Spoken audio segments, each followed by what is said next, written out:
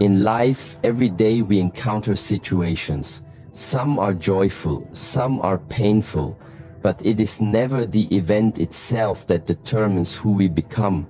It is the attitude we bring to these events that creates our life.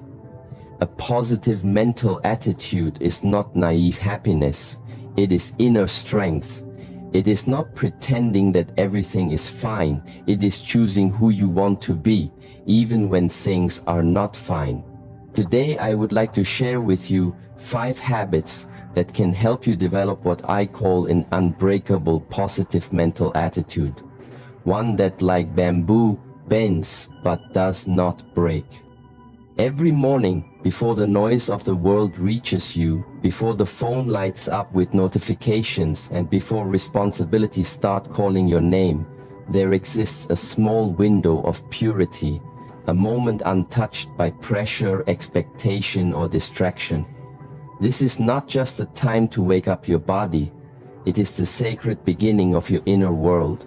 How you begin your day determines the foundation for your thoughts, your reactions, your emotions, and your energy. That is why the habit of morning silence is not just a suggestion. It is a necessity for anyone who desires an unbreakable, positive mental attitude. In the temple where I live and train, we wake before the sun rises. Not because of obligation, but because we understand the value of early awareness. The first act of the day is not physical. It is not about checking anything or preparing to rush out. It is simply about being.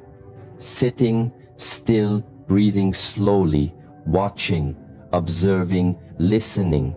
Within this silence, the truth begins to whisper.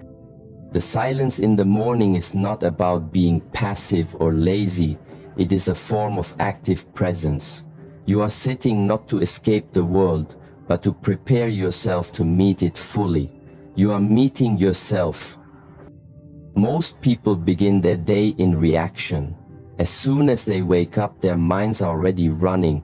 They check their phones, they check the news, they think about what they lack or what they fear. The outside world immediately floods their attention. So from the very first breath, their mental attitude is hijacked by worry or comparison or urgency. How can one hope to cultivate peace and strength if the first action of the day is surrendering control? Instead, I encourage you to reclaim this first moment. Develop the habit of sitting quietly, even for 5 minutes. No need for complex technique. Simply sit upright. Keep your spine long, your hands relaxed on your knees, eyes either closed or gently resting downward. Focus on your breath. Feel the air entering and leaving your nose. Do not try to force thoughts away, just observe them like clouds moving across the sky, and then gently bring your attention back to the breath again and again. In the beginning, the mind will resist. It will say, this is boring, this is a waste of time, this is uncomfortable. But these are not your voice, these are habits of distraction. You must go beyond them. You must allow yourself to meet the silence long enough that it starts to work on you. In this silence, you may start to notice patterns. Maybe your mind often begins the day with judgment or anxiety. Maybe you notice how your body feels tight or restless. These observations are not problems, they are signs. They are the beginning of insight. The habit of silence gives you the mirror to see yourself clearly before the day reflects a distorted image back to you. After a few days of practice, you may notice subtle shifts. You might respond to stress with more calmness. You might speak more slowly and listen more deeply. You might even begin to feel gratitude for things you used to overlook. All of this comes from one small habit, giving yourself to the silence before the noise of the world can shape you. If you want a strong tree, you do not water the leaves, you water the roots. Your attitude, your peace, your discipline, these are roots. And morning silence is water. Once this habit is part of your life, you will notice that you carry this silence into everything you do. The silence becomes not just a morning ritual, but a state of mind. You begin to speak from a quieter place. You begin to act from a deeper space. The world outside may be fast, may be loud, may be uncertain, but inside you remain grounded. This silence is not empty. It is full of awareness, full of strength, full of choice. And that is what attitude truly is. Choice. The choice to respond instead of react. The choice to create instead of complain. The choice to be instead of always doing. Do not underestimate this habit because it is simple. The most powerful things in life are not complicated. A mountain stands strong not because it moves, but because it stays rooted. You too can be that mountain, but only if you learn to meet yourself fully before the world meets you halfway. Begin tomorrow.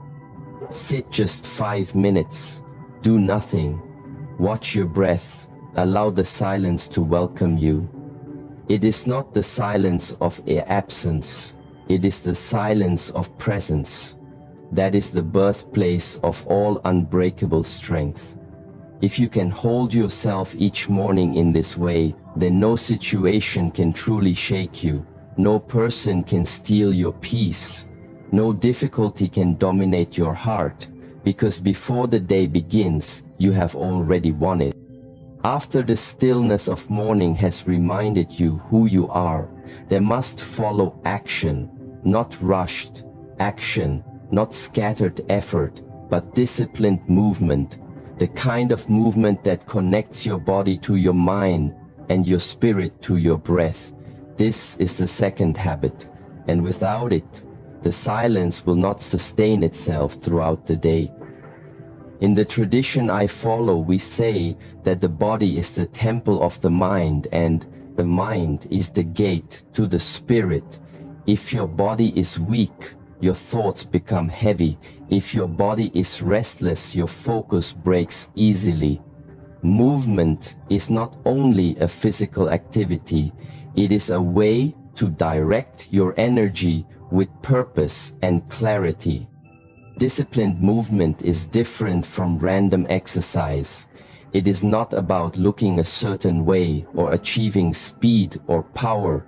It is about becoming aware of your own potential, your own rhythm, your own limitations, and slowly overcoming them step by step, breath by breath. You are not fighting the body, you are learning to cooperate with it, to train it like a wild horse, and eventually ride it with calm confidence. Every movement becomes a message to your mind when you train in this way. For example, when I perform a simple kung fu form, the outer observer sees kicks, punches, stances, but what I experience is much deeper. I am learning balance. I am learning where tension lives in my body. I am learning how thoughts arise when I struggle and how they settle when I breathe with intention. This is how movement transforms into meditation. You can choose any form that resonates with your nature. It could be martial arts, it could be yoga, it could be mindful walking or stretching, but the key is to stay present, not to move on autopilot, and not to chase outcome. This is why I say disciplined movement, because discipline means awareness. It means you decide to stay with the discomfort without letting it turn into frustration or distraction. As you train the body, you will face resistance some days. The body will feel tired. Some days the mind will whisper excuses. It is in those moments that your attitude is tested. Will you obey the voice of weakness, or will you rise and move anyway, not aggressively, but consistently with dedication and care? Each time you move with awareness, you send a signal to yourself: I am not giving up. I'm not falling back into chaos. I choose direction. One of the greatest benefits of disciplined movement is that it sharpens your inner mirror. Through physical practice, you reveal the patterns of your mind when the muscles begin to shake and the breath becomes heavy. What stories do you tell yourself? Do you say, I cannot do this? Or do you say, this is how I grow? Through that awareness, you get the chance to rewrite those stories, to replace I am not enough with I am becoming stronger, to replace this is too hard with I am learning to endure. And slowly this strength moves off the training floor and into your daily life. When someone criticizes you, instead of reacting from ego, you breathe and stay grounded. When a situation turns uncertain, instead of panicking, you rely on the calmness you practiced in movement. When your goals feel far away, instead of giving in to despair, you remember the patience your body taught you. Your body becomes your ally, not just in health, but in attitude. It reminds you of the truth that growth is not comfortable, but necessary. That discipline is not punishment, but freedom. That challenge is not the enemy, but the path itself. This is why I always say, do not wait for motivation to come before you move. Let movement create your motivation. When the body moves, the mind follows.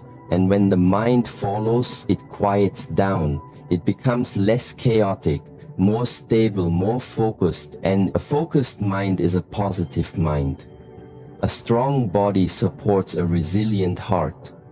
Some people think discipline is a harsh word, but in my experience, it is the most compassionate thing you can offer yourself.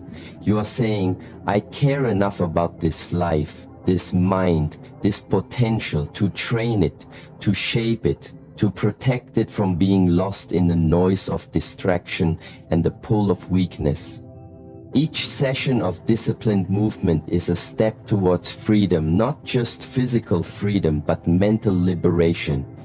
It is your way of saying, I am not a prisoner of habit. I am not defined by what I cannot do. I am defined by what I choose to do again and again, no matter how small, no matter how slow. So tomorrow, after you sit in morning silence, stand up and move. Let your breath guide your steps. Let your awareness stay in the body. Let your attention rest in the now. Do not rush. Do not compete. Simply move with purpose, with care, with strength. Your body is your first home. Treat it with respect. Train it with love. And you will discover that the positive attitude you seek does not come from the outside. It grows from within, with each breath, with each movement, with each step forward, even when it is difficult, even when it feels small, especially then. If you commit to this habit, the body will become your teacher, and the lessons it teaches will carry you through every challenge with grace and with power. Once your day begins with silence and your body is awakened with disciplined movement, you now enter the world fully awake, fully present. But this is where the real challenge starts. Because the world does not care if you sat in stillness or if you moved with awareness. The world will still try to pull your attention in every direction. And this is why the next habit becomes essential, the habit of focused attention. Everything in life begins with attention. Where your attention goes, your energy follows. If your attention is scattered, your energy becomes weak. If your attention is hijacked by distractions, your mind becomes tired and your attitude becomes reactive instead of deliberate. This is why we train focus, not just to improve productivity, but to protect our peace. Many people do not realize that their attention is their most valuable resource. They give it away freely to devices, to complaints, to fears, to every little thing that demands a moment of it without question. But if you are truly aiming to develop a positive, unshakable attitude, you must learn to treat your attention as sacred. Only then can you direct your mind instead of letting the world direct it for you.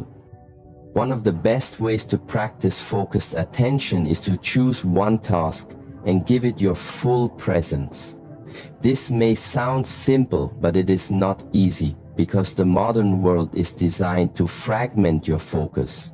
You open your phone to check a message, and within seconds, you are scrolling through news, through images, through noise. Your task is forgotten, your energy is drained, you feel busy but accomplish little, and that busyness becomes your identity. But what if you slowed down and chose to be fully present with what you are doing? If you are drinking tea, then just drink tea. Feel the warmth of the cup. Smell the aroma.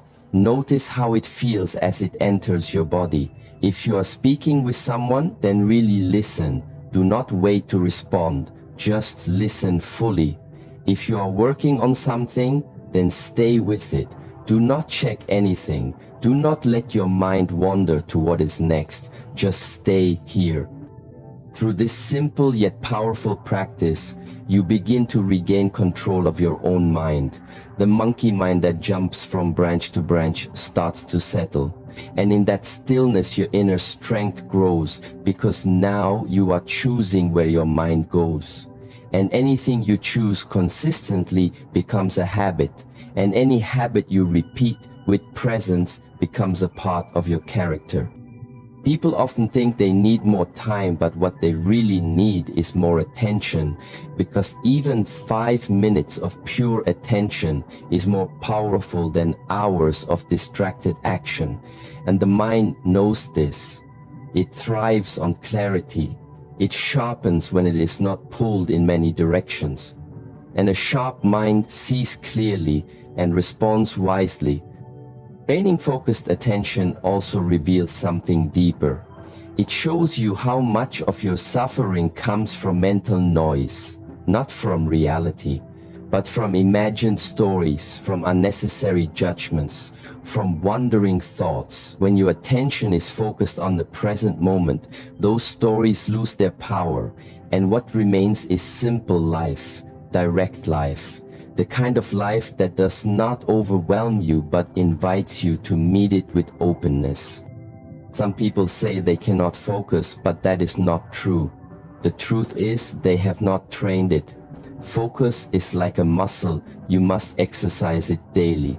Begin small. Choose one activity each day to practice full attention. Maybe it is brushing your teeth. Maybe it is preparing food. Maybe it is just walking down the street. Notice how many times your mind tries to escape, and each time gently return it back. Do this not with force, but with kindness and patience.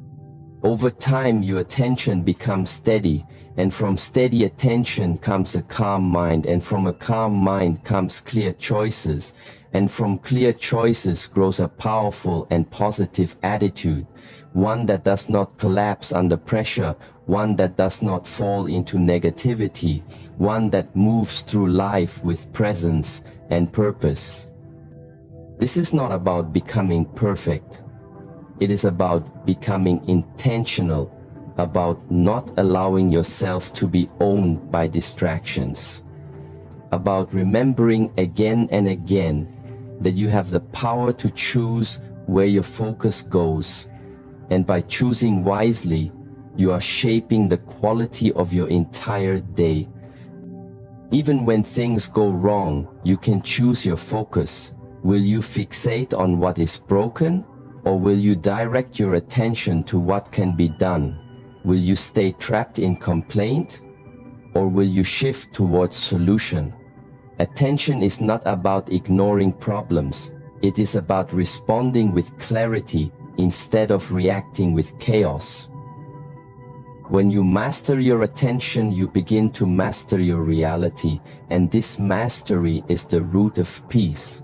It is the seed of strength. It is the foundation of any unbreakable attitude, because now you are not a leaf blowing in the wind. You are the tree, standing grounded. Tomorrow, as your day unfolds, notice where your attention flows.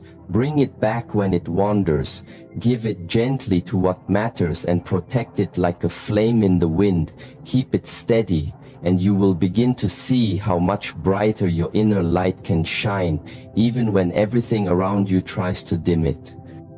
After the mind has been stilled through silence, after the body has been aligned through movement, and after your focus has been refined and strengthened, the next layer of your inner world begins to show itself more clearly. This is the place where your attitude is truly shaped, not by what happens outside, but by what happens inside. And it is here that the fourth habit becomes essential, the habit of inner dialogue. Each day, whether you notice it or not, you are always speaking to yourself in your mind. This voice comments on everything, it judges, it compares, it explains, it repeats stories from the past and projects worries into the future. For most people, this voice is unconscious. It is like a stream that flows without control. And what many do not realize is that this voice shapes your emotions, your beliefs, and your actions more than any external event ever will. If you wish to develop a positive mental attitude that cannot be broken by circumstance, then you must begin to listen to this inner voice with honesty and care. You must ask, what kind of messages am I feeding myself every day? Because what you repeat to yourself becomes your truth, not the truth of reality, but the truth of your experience. And when the voice is filled with fear, doubt, anger, or blame, that becomes the world you live in, even if everything around you is going well. This is why we train the habit of conscious inner dialogue, not by pretending, not by forcing fake positivity, but by gently and firmly guiding the inner voice to reflect clarity and compassion. For example, if you face failure, the unconscious voice might say, I am not good enough. I always fail. I will never get this right. But the trained mind, the one shaped through silence and movement and focus, hears those thoughts and replies, this was hard, yes, but I am learning. I am not done. I am growing. This response does not deny the difficulty, but it refuses to let the difficulty define you. When you are tired, when you are disappointed, when things feel unfair, that is when your inner dialogue becomes most powerful. That is when it either becomes your enemy or your ally. The difference is awareness and habit, and the willingness to speak to yourself as you would to someone you deeply care about, not with false praise, but with truth and strength. Some believe that their inner voice is fixed, that it cannot be changed, but this is not true. The voice is a reflection of the mind, and the mind is trainable. It takes time, it takes patience, but it can change, and when it changes, your entire attitude shifts, because now, instead of being at the mercy of negative thoughts, you become the author of a different story, one based on resilience, purpose, and self-respect. Begin to observe how you speak to yourself, especially in the moments when no one is watching. When something goes wrong, when you feel behind, when someone criticizes you, what do you say to yourself? Notice if your words are harsh or hopeless. Notice if they take away your power or restore it. And then begin the practice of shifting the words just slightly, from I cannot to I am trying, from this is the end to this is a beginning, from I am broken to I am healing. This shift in language is not for others to hear, it is for you. It is how you build an unshakable inner foundation, because when the outer world is chaotic, when things fall apart, you will still have that voice within that says, I can meet this. I have faced struggle before. I will not abandon myself now. Speak these truths not just when things are good, but especially when things are difficult. because that is when your inner voice matters most. It becomes your guide, your companion, your quiet strength, and in time, this voice becomes so steady that it speaks even before the fear comes. It says, yes, this may be hard, but you are ready. Yes, you may feel pain, but you are not alone. Yes, you have doubts, but you are still moving forward. This kind of inner dialogue is not arrogance. It is not ignoring what is real. It is choosing what part of reality to amplify, what part to build on, and what part to release. It is training the voice to remind you that you are not your emotions, you are not your failures, you are not your past. You are the one who watches, who learns, who chooses again and again with more wisdom each time. As you practice this habit, you will notice your mood begins to change more quickly after setbacks. You will notice you are able to speak kindly to others even when you feel challenged. You will notice you spend less time in unnecessary suffering and more time in meaningful action. This is the power of inner dialogue. It shapes not just how you feel, but how you show up in the world. Let your inner words be simple and clear. Let them be your ground when the world is shaking. Let them be your fire when your motivation feels cold. Let them be your reminder that every day is a chance to start again and speak differently to yourself, and by doing so become different, not because someone else told you who to be, but because you chose who to become from the inside out. When the voice within becomes strong, steady and supportive, then no matter what happens outside, you carry peace, you carry courage, you carry the unbreakable truth that you are never truly alone because your own mind walks with you and speaks with you always. After you've begun your day in silence, after you've trained your body with disciplined movement, after you've learned to bring your attention into each moment, and after you've started guiding the voice inside your mind with care and strength, there remains one more habit that completes the circle. One more practice that locks everything in place, makes your positive mental attitude not just strong, but alive. This habit is conscious contribution, the act of giving beyond yourself, not for reward, not for praise, but because it nourishes something deep inside your spirit. You can train your breath, your body, your focus and your thoughts, but if you do all of it only for yourself, something will always feel incomplete, like a warrior without a cause, like a flame that only warms the hand that holds it. Your true power, your true peace, your unshakable attitude becomes real when you share it, when you offer it to others, not with noise, not with ego, but with sincerity and presence. Contribution is not about grand gestures. It is about the small choices you make each day when no one is watching, the way you speak with patience when others are rushing, the way you help someone without being asked, the way you listen when someone is not being heard.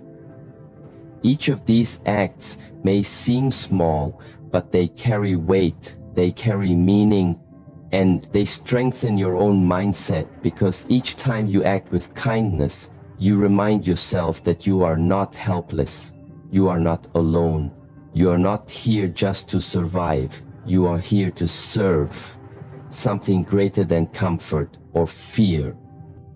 Many people look outward and ask, what can the world give me? What can I get? What do I deserve? But the real shift begins when you reverse the question. When you wake up and ask, what can I give? Who can I support? How can I be useful to even one person today? This question is not a burden, it is a gift, because it takes your attention